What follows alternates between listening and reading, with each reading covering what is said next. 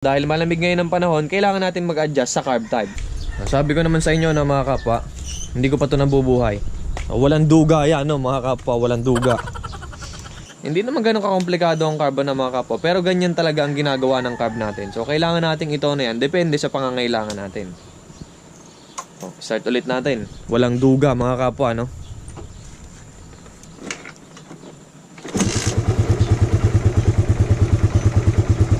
O syempre no mga kapwa, marami pa rin mga curious kung effective ba yung ginawa natin. Kasi kung mapapansin nyo, 1.5 pa rin yung RPM ko. Yung idle natin nasa 1.5 pa rin. O diba?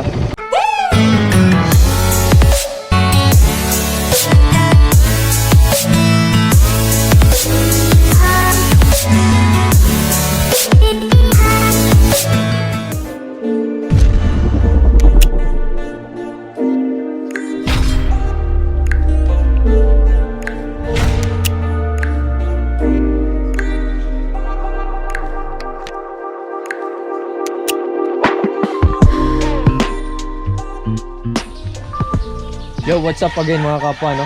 Ayan, good morning, umaga pa ngayon. Medyo late na nga alas 8 na ano. Pero susubukan pa rin natin to mga kapwa. Another diskarte na naman, lalo na sa panahon ngayon kasi napakarami na mga problema dito no. Pabubuhay natin, malamig pa yung makina mga kapwa. Ayan, sobrang lamig. Hindi ko pa siya binubuhay. Hindi ako napapaso. Kasi hindi ko pa talaga siya nabubuhay. First start pa lang yan mga kapwa no? So didiskartehan natin kasi madami nagtatanong bakit daw sobrang hirap pa startin ng motor nila ngayon. Kaya alam naman natin ngayon ang panahon malamig. So may kinalaman yan sa lamig ng panahon mga kapwa. Didiskartehan natin yan ng konti. Kasi ngayon bubuhayin ko muna. Ito yung hindi ko pa napipihito mga kapwa. Wala pa akong ginagalaw sa carb ko. At napansin ko may nagbago nga. Ang hirap ng paanda rin. So ngayon iba one click lang natin. One start tingnan natin kung magiging stable yung RPM niya kahit mas mababa.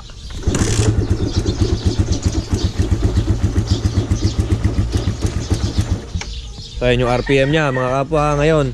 Umaga ngayon mga kapwa. Ang date ngayon ay ano na ba? February 1 mga kapwa. So bukas sa try natin to mga February 2. Papakita ko sa inyo kung anong pipihitin ko at gagalawin ko sa carb. Konting adjustment lang pero malaking diferensya no mga kapwa. At i-explain ko sa inyo kung ano yung naging tulong nung ginawa natin ng diskarte. So abangan nyo bukas mga kapwa. I-skip na lang yung video malamang para tuloy-tuloy tayo. So ngayon ulitin ko lang yung start mga kapwa. Isa pa. Kickstart lang gagamitin ko. As you can see mga kapwa no, namamatay kaagad yung makina ko kasi sobrang lamig. Hindi pa mainit yung makina, kulang pa sa init.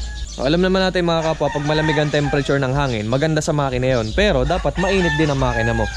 So kapag malamig pa ang makina mo, tapos malamig na hangin agad yung papasok sa kanya, hindi kayang i-sustain ng makina mo yon, lalo na sa mga carb type. Sa mga FI no, overcome na nila yan kasi meron silang ECU para gawing richer yung mixture natin no? I-enrich niya yung mix ng air and fuel. Sa ating mga naka-carb, manually tayo magtotono. So abangan nyo na lang bukas.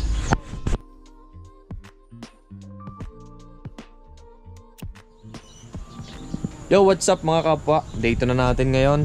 At kagigising ko lang ulit. Alas 8 na no, dahil napuyat ako kaka-edit ng video natin. O ngayon, walang ano-ano na ulit mga kapwa. Ito na yung gagawin nating adjustment. Yan, kung mapapansin nyo, malamig na malamig pa ulit. Hindi ko pa yan binubuhay mga kapwa. Dinala ko lang yan dito, pinagulong ko lang. So ngayon yung gagawin natin mga kapwa, wait lang. Alam ko nagawan ko na to ng video noon pa pero mas maganda ngayon mga kapwa dahil sa panahon ngayon sobrang lamig na ng panahon. Meron tayong gagawin konting adjustment sa carb natin. Ngayon bakit natin siya i-adjust? Kaya natin siya i-adjust mga kapwa is para maitono yung carb natin. Kasi sa ating mga naka-carb type, mano-mano nating itinotono yung carb natin para maka-cope up sa panahon.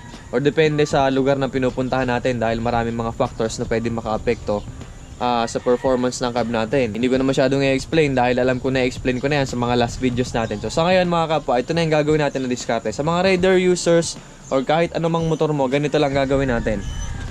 Nakita naman natin yung last video natin mga kapwa, yung nakaraan, yung day 1. Hard starting siya or kapag nag-start siya, hindi niya kayang sustain yung idle.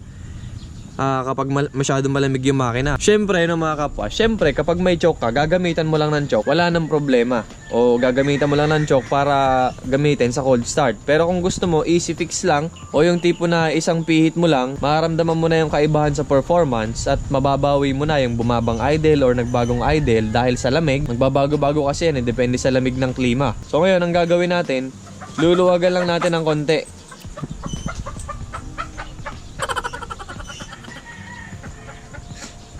Luluwagan lang natin ng konti yung mixing screw natin. So sa ganun pamamaraan, i-enrich natin ng konti yung air and fuel mixture while idling. So sa ganun pamamaraan, kahit malamig yung makina natin, konti lang naman to no mga kapwa, hindi natin kailangan mag-adjust na masyadong aggressive. So ito na mga kapwa, gagawin na natin. Hanggat maaari mga kapwa, half turn lang. Kalahating turn lang sa mixing screw natin. Ewan kung kita mga kapwa, pero kalahating turn lang ang gagawin ko.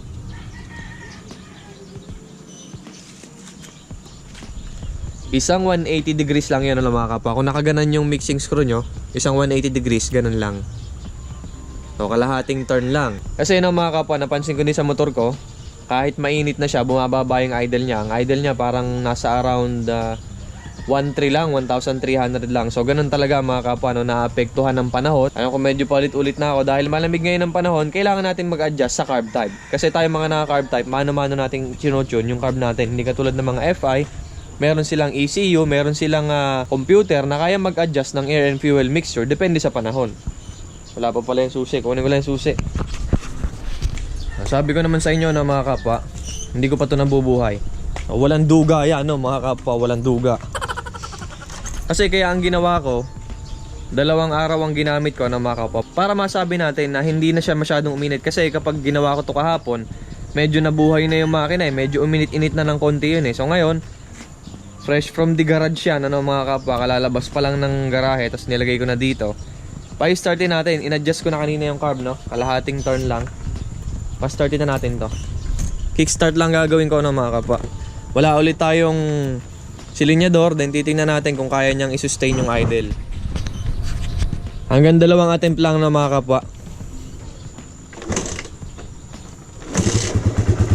Unang andar, tingnan natin kung kaya na i-sustain.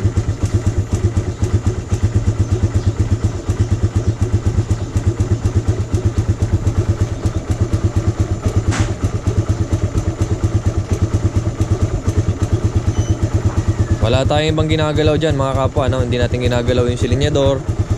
Wala na akong choke, alam nyo yan. So kung mapapansin nyo mga kapwa, yung ginawa ko kahapon, yung day 1 natin, pagkabuhay, siguro tumagal lang siya ng mga 5 seconds, namatay na din. So kung mapapansin nyo sa ginawa natin, hanggang ngayon buhay pa rin siya, hindi pa rin siya namamatay, diba? Patayin ulit natin. So ang ginawa ko lang kanina, niluwagan ko lang ng konti, nag-adjust ako sa carb kasi nga, kaya nga tayo may carb Kaya nga mayroong mixing screw yan mayroong pang tono yan Itotono natin yan, depende sa panahon, depende sa lugar na pupuntahan natin. Hindi naman ganun kakomplikado ang carb ng mga kapwa, pero ganyan talaga ang ginagawa ng carb natin. So kailangan nating itono yan, depende sa pangangailangan natin. Start ulit natin. Walang duga mga kapwa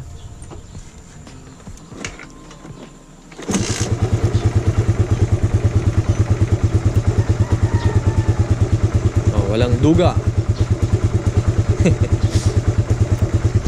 Sa ngayon mga kapwa, painit-initin ko na to.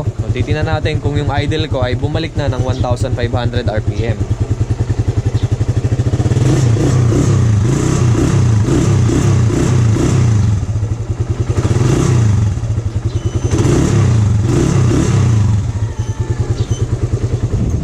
Patayin ko muna. I-explain ko muna sa inyo mga kapwa kung ano yung mga nangyari. Well, kung meron kayong choke, syempre mga kapwa, gagamitin nyo yung choke. Pero yun nga mga kapwa, ang mangyayari dyan, kapag cold start, mapapaandar mo pa rin. Pero kapag uminit na yung makina mo, ang mangyayari, mas bababa na ng konti yung idle mo kasi nga gawa ng panahon. So, ang gagawin mo, kung meron kang pantono ng carb, luluwagan mo lang ng konti yung mixing screw. So sa ganung pamamaraan, sinusupply mo na mas maraming, hindi naman sobrang dami mga kapwa, hindi ito makaka-apekto masyado sa fuel consumption nyo kung yan ang iniisip nyo kasi maraming magtatanong na sasabihin nila kapag ka nag-adjust ka ng ganun masyadong lalakas yung konsumo mo ng gasolina. So hindi mga kapwa, hindi lalakas ang konsumo mo ng gasolina kapag nag-hit ka ng konti sa mixing screw.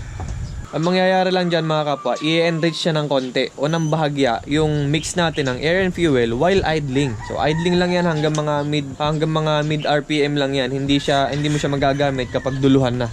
O pag tumatakbo ka ng mga 60 plus, wala nang pakialam yung mixing screw mo doon. So sa ngayon mga kapwa, siguro na may natulungan na kayo ng video at siguro naman na medyo nalaman nyo na kung ano ba talaga yung nangyayari, kung bakit ganun kapag lumalamig ang panahon, humihina yung minor natin, kapag malamig ang panahon, ang hirap pa startin kapag umaga. O sa ngayon mga kapwa, siguro naman ay alam nyo na kung ano yung dahilan, ano? At alam nyo na din kung ano yung paraan kung paano natin ma-overcome ang problema na yan. Tama-tama sa panahon ngayon, ano, mga kapwa, dahil sobrang lamig talaga ngayon. Dito sa Laguna, para ka nasa Tagaytay. So imagine na lang, ano, mga kapwa, kung pumunta ka pa sa mas malamig na lugar, magbabago yung andar ng motor mo. So yun, another tip na naman yan, ano, mga kapwa. Ipagkalat nyo sa mga kapwa riders natin dyan, hindi naman natin tinatago yan, ano. Hindi tayo madamot sa kaalaman, alam nyo yan. At wala tayong duga dito. So abangan nyo yung mga susunod na videos natin, ano, mga kapwa. Bumili ako ng Mamaw sprocket set. So abangan nyo, mga kapwa, magtitimpla ulit tayo ng sprocket set natin. Titingnan natin kung may another dagdag performance yung gagawin natin na diskarte, no. At bumili din ako ng regulator. So abangan yan, mga kapwa. Abangan nyo kung ano yung mangyayari sa motor natin kapag pinalta natin ng regulator. Oops, nakakalimutan ko nga palang i-mention to, na mga kapwa, kung bakit 1/2 turn lang yung ginawa natin. So kalahating turn lang yung ginawa natin, mga kapwa, para maiwasan natin yung masyadong pagbabago ng carb natin. Kasi kapag yung ginawa natin mga excuse me pag ang ginawa natin isang full turn, mga 360 degrees, pag ang ginawa natin ganon, maapektuhan na yung mix natin ng carb or yung idle natin, especially yung idle natin, na mga kapwa. Magbabago yan, masyadong tataas na yung idle natin pag ganun ang ginawa natin. So ang gagawin natin, kapag napapansin natin na masyadong tumataas na yung idle natin, syempre i-adjust natin gamit yung quick adjuster natin. Ibabalik natin sa 1,500 RPM. Try nga natin sa akin. O, sa ngayon medyo malamig pa talaga, no, mga kapwa. So kapag ganun, halimbawa mababa yung idle mo, itataas mo lang yan gamit yung ano natin, yung quick adjuster natin dito sa ilalim. Ibabalik mo lang sa gusto mo na RPM or sa gusto mo na idle. So ganun lang kadali, no, mga kapwa. O, wag natin gagawin na masyado na tayong aggressive. Siguro nakadalawang 360 degrees na tayo sa pag-a-adjust ng mixing score natin. So sablay na yun, ano, mga kapwa, masyado na magbabago yung performance ng carb mo. Baka mangyari magpugak-pugak pa yung carb mo, ay sisihin mo na naman ako, no. O, feel free, ano, mga kapwa, wag kayong matakot sa pagpihit ng mixing score nyo. Kung napihit nyo ng kalahati, tapos bigla nagbago yung motor nyo, ibalik nyo ulit dun sa pinagpihitan nyo. Ibalik nyo ulit sa position kung saan nyo siya pinihit. O sa ganun pamamaraan, maiiwasan natin yung mga errors, o maiiwasan natin yung takot na paano kaya kapag sumobra ako ng pihit, paano kaya kapag kulang ako ng pihit. So tatanda mo muna yung position kung saan ka nagsimula, para kung ayaw mo ng pagbabago na ginawa mo, is either nilawagan mo, hinigpitan mo. Kung ayaw mo ng posisyon na yun, di ibalik mo sa stock. Walang problema, di ba? So balik na tayo sa video, no, mga kapwa. So yun lang, no, mga kapwa, maraming salamat sa solidong suporta. Sana'y natuwa kayo din sa video, no. At pasensya na, no, dahil kagigising ko lang talaga sa itsura ko, no. Pasensya na. So ayun lang, mga kapwa, maraming salamat sa solidong suporta. Ride safe and keep safe, everyone. Bye-bye. O syempre, no, mga kapwa, marami pa rin mako-curious kung effective ba yung ginawa natin. So kung mapapansin nyo, 1.5 pa rin yung RPM ko. Yung idle natin nasa 1.5 pa rin. O, diba? O, try nyo na lang yan sa motor nyo, no, mga kapwa. Tingnan nyo kung ano yung magiging diferensya.